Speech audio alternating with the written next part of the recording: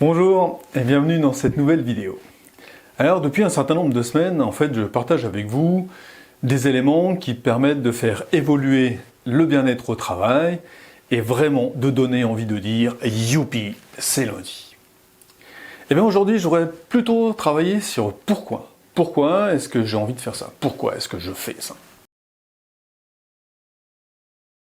Eh bien, il y a une première partie qui est simplement du raisonnement. C'est quand on regarde les statistiques, année après année, on s'aperçoit que le nombre de troubles liés au travail, là je parle plutôt de troubles psychologiques, eh bien augmente. Donc ça, c'est bien sûr le stress, mais c'est aussi les burn-out.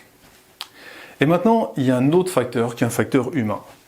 Vous connaissez sans doute dans votre entourage quelqu'un qui a connu une mise au placard, qui a connu un burn-out. Et si vous vous mettez en mémoire comment ça s'est passé et ce qu'a vécu cette personne-là, eh bien sans doute vous allez vous rappeler toute cette détresse qu'a pu exprimer la personne. Une détresse par rapport à ce qu'elle vivait. Alors bien sûr, aujourd'hui, les personnes qui sont passées à travers un burn-out, souvent, en fait, disent qu'elles ne rechangeraient pas leur vie.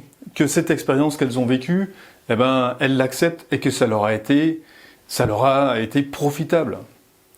Mais la question que je pose derrière, c'est est-ce qu'il est vraiment nécessaire de passer par cette catastrophe-là pour arriver à cet autre mode de vie, cette autre façon de voir le travail?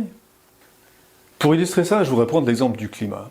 Aujourd'hui, quand les spécialistes se réunissent sur le climat, c'est pas pour se dire « ouais, bon, de toute façon, on sait qu'on va aller vers une catastrophe, mais de toute façon, soyons tranquilles, après cette catastrophe-là, il y aura quelque chose de bien, on va trouver un nouvel équilibre, et ce nouvel équilibre, il sera sympa. » Non, ces personnes-là, elles sont là pour prendre des actions justement pour minimiser le niveau de la catastrophe, pour minimiser l'impact de ce qui va se passer avant d'atteindre un nouvel équilibre.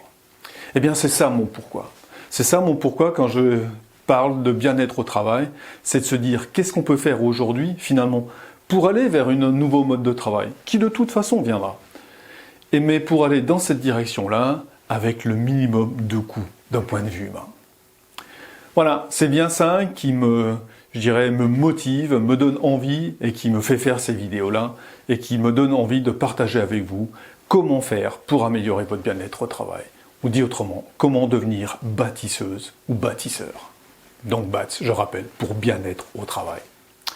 Et vous alors, est-ce que vous êtes plutôt un sceptique ou une sceptique du bien-être au travail? Eh bien, dites-le moi en commentaire. Je vous dis à très bientôt dans une prochaine vidéo.